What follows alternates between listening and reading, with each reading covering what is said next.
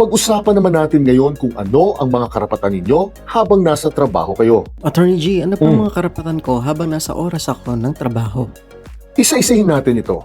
Una, standard working hours and working days. Lahat tayo ay dapat nagtatrabaho lang ng 8 oras sa kada isang araw bilang kapalit ng ating standard na sweldo.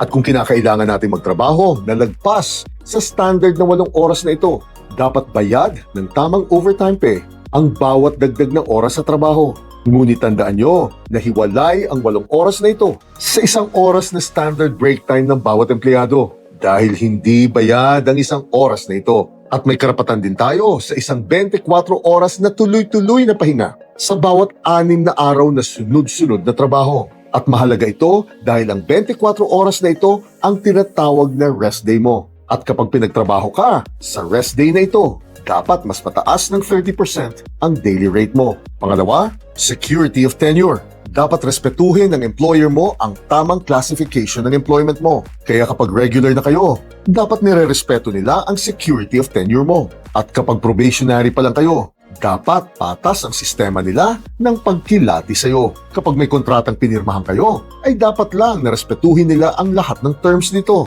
At kapag didisiplinahin na kayo, dapat dumaan kayo sa tamang proseso. Pangatlo, just and humane conditions. Dapat makatao ang pagtrato sa inyo dahil hindi naman isang alipin kayo. Dapat ligtas sa kapahamakan ang pinagtatrabahuan ninyo. Dapat ipagamot kaagad kayo sa tuwing nagkakasakit o kapag naaksidente kayo. At hindi dapat kayo pinipilit pumasok kapag may sakit kayo o kapag delikado ang lagay ng panahon sa lugar ninyo. At hindi dapat kayo pinag-iinitan dahil lang sa mga bagay na ito. Pang-apat, equal opportunity and non-discrimination.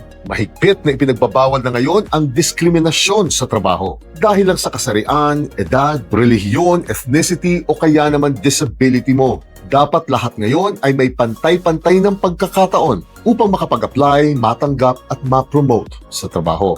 At ang panglima, self-organization and collective bargaining.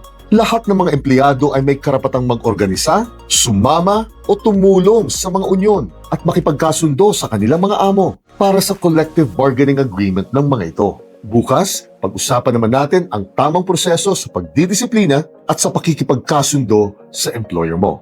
Gina.